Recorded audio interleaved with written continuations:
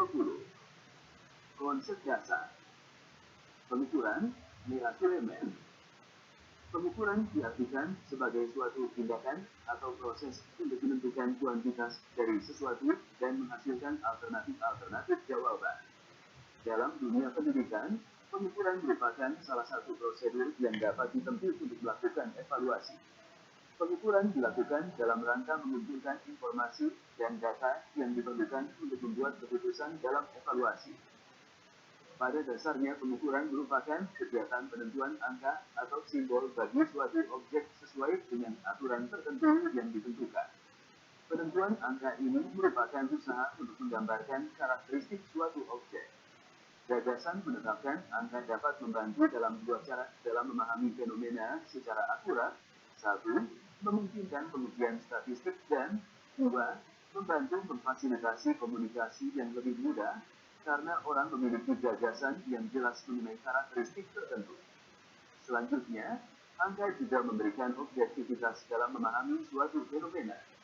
Keakuratan yang ditambahkan karena angka ini sangat penting untuk pengambilan keputusan yang efektif. Hasil pengukuran harus memiliki kesalahan yang sekecil mungkin. Tingkat kesalahan ini berkaitan dengan keandalan alat ukur. Alat ukur harus memiliki standar, yaitu memiliki derajat, validitas, dan reliabilitas yang tinggi. Alat ukur yang baik memberi hasil konstan bila digunakan berulang-ulang, asalkan kemampuan yang diukur tidak berubah. Kesalahan pengukuran ada yang bersifat acak dan ada yang bersifat sistematik. Penskalaan, scaling. Penskalaan dapat didefinisikan sebagai perpanjangan dari proses pengukuran.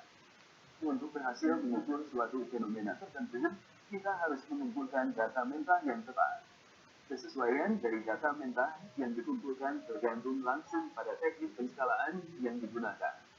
Penskalaan dapat didefinisikan sebagai proses penugasan sekumpulan deskriptor atau aturan untuk mewakili berbagai kemungkinan respons terhadap pertanyaan tentang fenomena tertentu. Untuk mengilustrasikannya, misalkan ingin mengetahui kepuasan konsumen dalam hal ini para peserta didik mengenai citra seorang guru mata pelajaran tertentu. Dikembangkan skala di mana dalam 1 sangat tidak puas dan 5 sangat puas. Para peserta didik dapat berespons dengan menggunakan batas-batas ini. Jadi penskalaan dilakukan dengan cara menempatkan peserta didik dalam sebuah kontinum sehubungan dengan kepuasan mereka terhadap guru mata pelajaran tertentu. Dengan menggunakan skala, kita dapat mengukur respons konsumen dengan mudah. Selain itu, dapat melakukan beberapa analisis statistik dan juga memberikan hasil yang dapat dengan mudah dipahami dan ditindaklanjuti. Seperti yang dapat diamati, pengukuran dan penskalaan sangat penting dalam sebuah instrumen untuk melihat secara keseluruhan objektivitas yang diberikan. Skala pengukuran. Ada 4 skala pengukuran utama: nominal, ordinal, interval, dan rasio. Masing-masing skala pengukuran ini menyediakan properti penskalaan tertentu, simbol, urutan, jarak, dan asal. Skala nominal adalah yang paling dasar dari 4 skala pengukuran. Ini mengacu pada skema pelabelan kiasan di mana angka hanya berfungsi sebagai label atau untuk mengidentifikasi dan mengklasifikasikan objek. Struktur skala ordinal menunjukkan simbol dan urutan skala. Skala ini memungkinkan responden untuk mengungkapkan besaran relatif antara jawaban atas suatu pertanyaan. Dengan kata sederhana, skala ordinal memungkinkan responden untuk mengatur respons mereka secara hierarkis. Skala interval memiliki properti simbol, urutan, dan jarak. Jadi, skala interval memberikan semua informasi dari skala ordinal dan pada saat yang sama, memungkinkan perbandingan antara objek yang berbeda. Skala rasio berisi 4 properti penskalaan, simbol, urutan, jarak, dan asal dalam 1. Dengan kata lain, ia memiliki semua sifat skala nominal, ordinal, dan interval dan sebagai tambahan asal. Dengan demikian, dalam skala rasio, kita dapat mengidentifikasi atau mengklasifikasikan objek, memberi peringkat objek, dan dapat membandingkan interval atau perbedaan. Skala rasio adalah yang paling canggih dari semua skala dan memungkinkan kita tidak hanya untuk mengidentifikasi perbedaan absolut antara setiap titik skalaan, tetapi juga untuk membuat perbandingan mutlak antara tanggapan. Dalam penskalaan juga dikenal skala non-komparatif, yakni skala Likert, diferensial semantik, dan skala Staffel. Keputusan pemilihan skala yang tepat sebagian besar berkaitan dengan A. Panjang titik skala, B. Keseimbangan skala, C. Skala force versus non-force, D. Deskripsi skala dan presentasi. Panjang poin skala memiliki dampak langsung pada keterlibatan responden. Semakin panjang skala, semakin tinggi kedinginan, namun bisa mendapatkan substansi yang lebih baik. Dalam banyak kasus, mengembangkan skala seimbang di mana kategori yang menguntungkan dan yang tidak menguntungkan adalah sama, tetapi terkadang skala yang tidak seimbang juga digunakan. Sedangkan skala force penting ketika peneliti menanyakan responden tentang masalah sensitif. Seringkali ketika berhadapan dengan masalah sensitif, responden cenderung untuk tetap di titik netral sehingga kita tidak dapat menangkap respons nyata.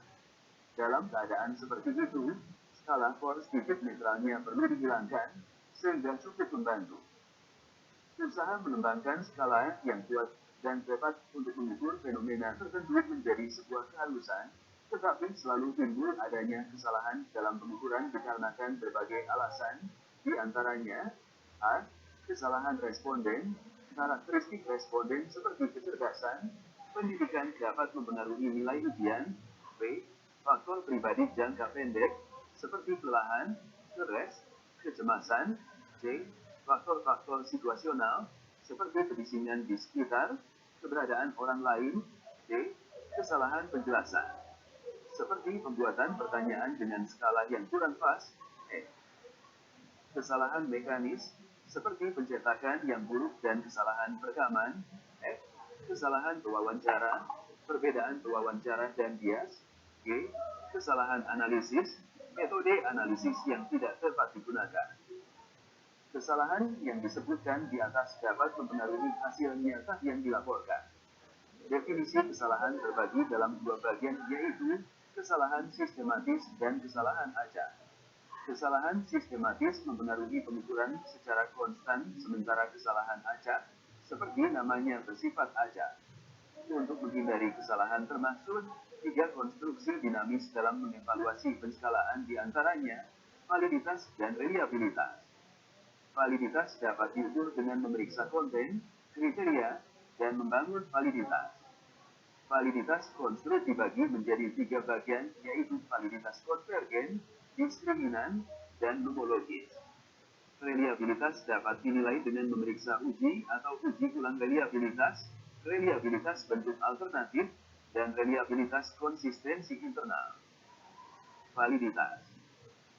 Validitas suatu skala didefinisikan sejauh mana ketepatan dan kecermatan suatu alat ukur dalam melakukan fungsi ukurnya. Suatu skala atau instrumen pengukur dapat dikatakan mempunyai validitas yang tinggi apabila instrumen tersebut menjalankan fungsi ukurnya atau memberikan hasil ukur yang sesuai dengan maksud dilakukannya pengukuran tersebut. Sedangkan tes yang memiliki validitas rendah akan menghasilkan data yang tidak relevan dengan tujuan. Ada beberapa jenis validitas. 1. Concurrent validity adalah validitas yang berkenaan dengan hubungan antara skor dengan kinerja. 2. Construct validity adalah validitas yang berkenaan dengan kualitas aspek psikologis apa yang diukur oleh suatu pengukuran, serta terdapat evaluasi bahwa suatu konstruk tertentu dapat menyebabkan kinerja yang baik dalam pengukuran. 3. Object validity adalah validitas yang berhubungan apa yang nampak dalam mengukur sesuatu dan bukan terhadap apa yang seharusnya hendak diukur. 4. Faktorial validity dari sebuah alat ukur adalah korelasi antara alat ukur dengan faktor-faktor yang bersamaan dalam suatu kelompok atau ukuran-ukuran perilaku lainnya, di mana validitas ini diperoleh dengan menggunakan teknik analisis faktor. 5. Empirical validity adalah validitas yang berkenaan dengan hubungan antara skor dengan suatu kriteria. Kriteria tersebut adalah ukuran yang bebas dan langsung dengan apa yang ingin diramalkan oleh pengukuran. 6. Intrinsic validity adalah validitas yang berkenaan dengan penggunaan teknik uji coba untuk memperoleh bukti kuantitatif dan objektif untuk mendukung bahwa suatu alat ukur benar-benar mengukur apa yang seharusnya diukur. 7. Predictive validity adalah validitas yang berkenaan dengan hubungan antara skor suatu alat ukur dengan kinerja seseorang di masa mendatang. 8. Content validity adalah validitas yang berkenaan dengan baik buruknya sampling dari suatu populasi. 9. Curricular validity adalah validitas yang ditentukan dengan cara menilik isi dari pengukuran dan menilai seberapa jauh pengukuran tersebut merupakan alat ukur yang benar-benar mengukur aspek-aspek sesuai dengan tujuan instruksional. Reliabilitas. Reliabilitas dalam penelitian berkaitan dengan konsistensi hasil selama periode waktu tertentu. Skala disebut reliable jika menghasilkan hasil yang konsisten ketika pengukuran berulang dilakukan. Kesalahan sistematis tidak memiliki efek pada reliabilitas, namun kesalahan acak lakukan. Ada 3 cara di mana reliabilitas diukur: reliabilitas test, reliabilitas bentuk alternatif, dan reliabilitas konsistensi internal. Seperti namanya, dalam pengukuran reliabilitas test, responden yang sama diberikan set item skala yang identik pada 2 waktu yang berbeda. Tingkat kesamaan antara pengukuran diukur melalui korelasi antara kedua pengukuran menentukan reliabilitas. Semakin tinggi korelasi antara 2 pengukuran, semakin tinggi reliabilitas skala. Dalam mengukur keandalan bentuk alternatif, 2 bentuk ekuivalen dari skala dibangun dan kemudian responden yang sama diukur pada 2 waktu yang berbeda. Keandalan konsistensi internal digunakan untuk menilai keandalan skala penjumlahan, di mana beberapa item dijumlahkan untuk membentuk skor total. Dengan bahasa sederhana, setiap item dalam skala harus mengukur bagian dari skala apa yang dikembangkan untuk diukur. Berbagai teknik seperti separuh keandalan atau koefisien alpha, juga dikenal sebagai alpha Kronbach, digunakan untuk mengukur keandalan konsistensi internal. Dalam reliabilitas klinikal, skala dibagi dalam 2 bagian dan setengah skor yang dihasilkan berkorelasi.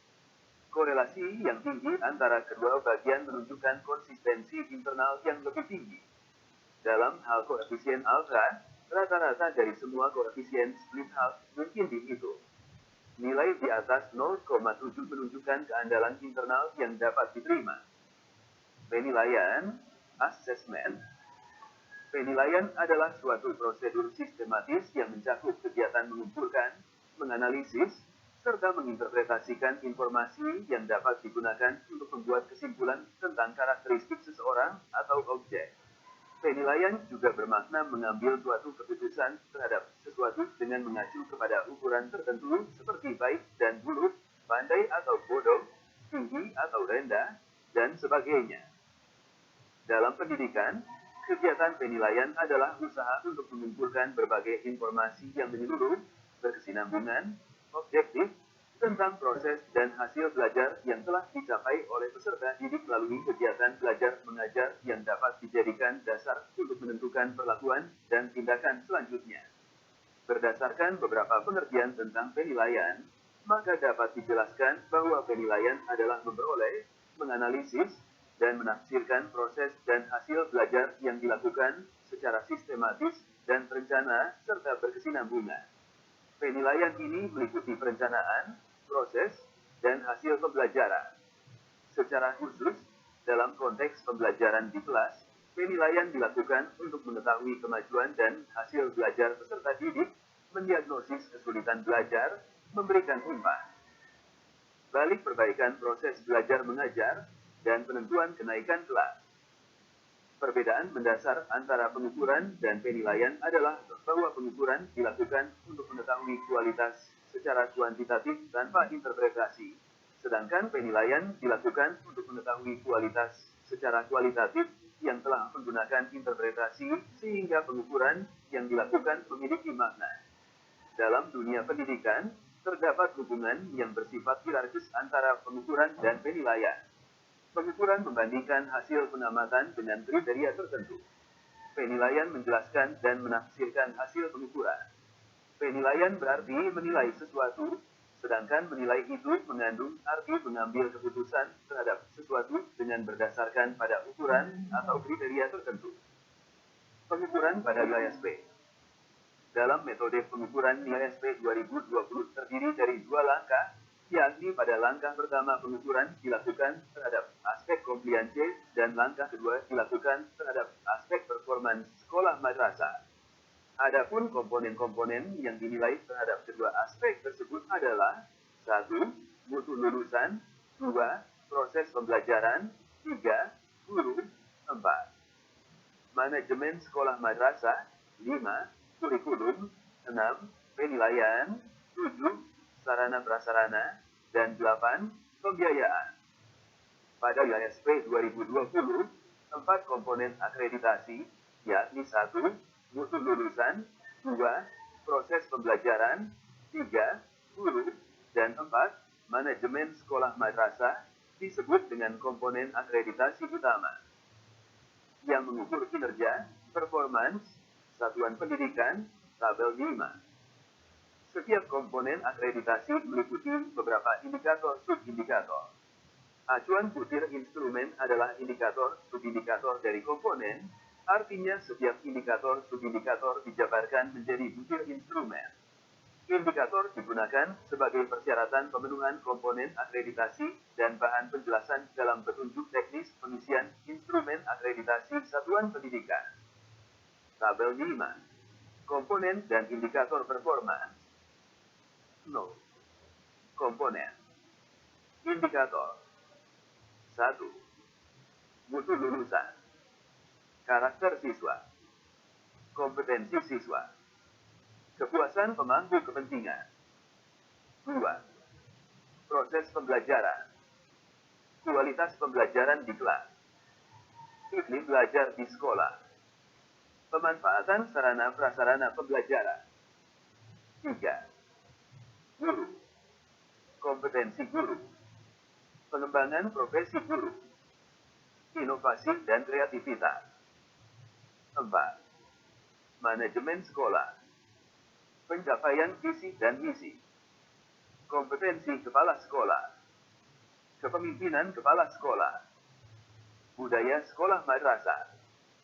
Pelibatan masyarakat. Pengelolaan kurikulum. Pengelolaan sarana dan prasarana. Pengelolaan guru dan tenaga kependidikan. Pengelolaan pembiayaan. Pengelolaan kesiswaan. Selanjutnya, kriteria penyusunan butir instrumen akreditasi satuan pendidikan adalah sebagai berikut. Terukur. Jelas, tidak menimbulkan penafsiran ganda. Sesuai indikator subindikator masing-masing komponen. Masing-masing butir instrumen hanya mengukur satu indikator subindikator. Masing-masing butir instrumen tidak saling bertentangan dan meniadakan butir yang lain.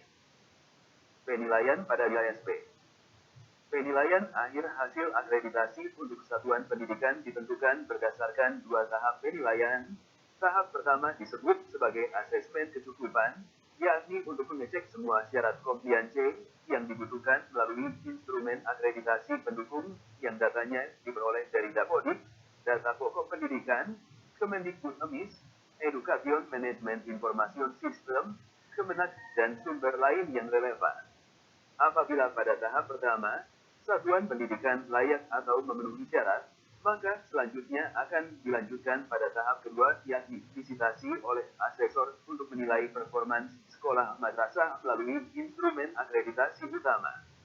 Adapun contoh indikator yang tersedia di Dapodik sebagai berikut, tabel 6. Tabel 6. Contoh indikator pada Dapodik. 0. Indikator. 1. Data guru yang dimiliki sekolah madrasah, nama, NIP, dan sebagainya. 2. Data kualifikasi pendidikan guru, D2, D3, S1, S2, S3. 3. Latar belakang pendidikan guru kelas, bidang keahlian. 4. Data guru yang memiliki sertifikat pendidik, nomor sertifikat. 5. Daftar penugasan guru mengajar mata pelajaran. 6. Daftar penugasan guru mengajar di kelas tingkat. 7. Daftar mata pelajaran. 8. Daftar guru BK dan latar belakang pendidikan. 9. Jumlah siswa dan jenis kelamin setiap rombongan belajar. 10. Data kepala sekolah madrasah, nama, pendidikan, usia, sertifikat guru, sertifikat kepala sekolah madrasah, pengalaman mengajar. 11. Alokasi waktu dan beban belajar. 12. Data kepala tenaga administrasi, nama, pendidikan terakhir, sertifikat kepala tenaga administrasi, mulai bertugas. 13. Data tenaga administrasi, nama, pendidikan terakhir, mulai bertugas. 14. Data kepala tenaga perpustakaan, nama, pendidikan terakhir, mulai bertugas dan sertifikat pengelolaan perpustakaan. 15. Data tenaga perpustakaan, nama, pendidikan terakhir, dan sertifikat. 16. Data laporan, nama, pendidikan terakhir, sertifikat. 17. Pelayanan khusus, penjaga keamanan, tukang kebun, tenaga kebersihan, pesuruh, dan pengemudi. 18. Jumlah rombongan belajar.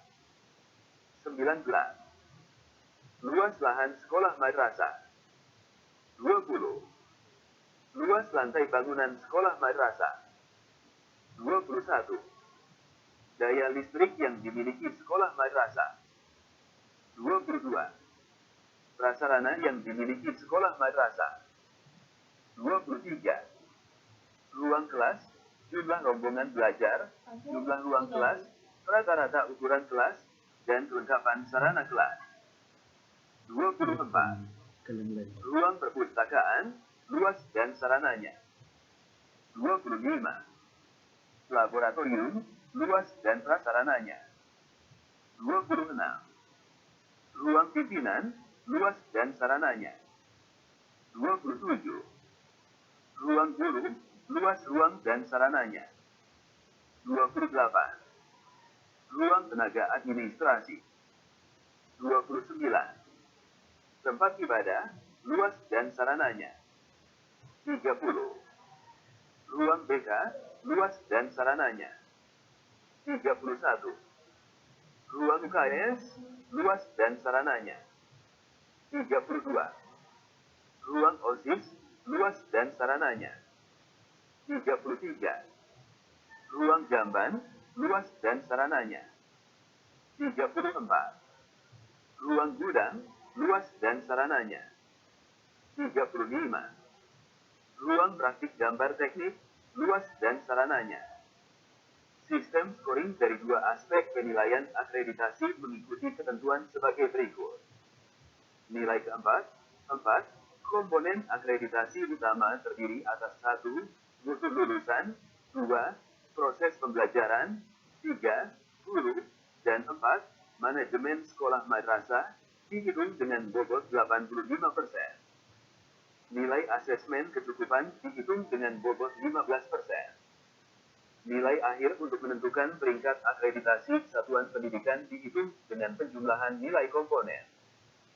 Akreditasi utama, 85%, dan nilai komponen akreditasi pendukung, 15%, seperti ditunjukkan tabel 7. Tabel 7. Pembobotan komponen akreditasi ISP 2020. 0. Komponen akreditasi. Simbol komponen akreditasi. Bobot tahap. Bobot. A. Tahap 1. Asesmen kecukupan. P. 0,15. B. Tahap 2. Visitasi kinerja. B. 0,85. 1 mutu lulusan. U1. Pukul 0.30. 2 proses pembelajaran. U2. Pukul 0.25. 3 guru. U3. Pukul 0.15. 4. Manajemen sekolah. 4. Pukul 0.15. Catatan, P komponen asesmen kecukupan. Q komponen kinerja. Nilai akhir penilaian akreditasi satuan pendidikan dihitung dengan rumus 015, 0301, 0252, 153, 0154. Penilaian hasil akreditasi menggunakan program aplikasi penilaian dan status hasil akreditasi yang ada pada Sispena. Teknik penilaian pada butir instrumen akreditasi menggunakan skala lajuan, rating scale, antara 0 sampai 4. Sekolah madrasah dinyatakan terakreditasi jika memenuhi kriteria perolehan nilai akhir akreditasi sekurang-kurangnya 71. Sekolah madrasah dinyatakan tidak terakreditasi jika sekolah madrasah tidak memenuhi kriteria di atas.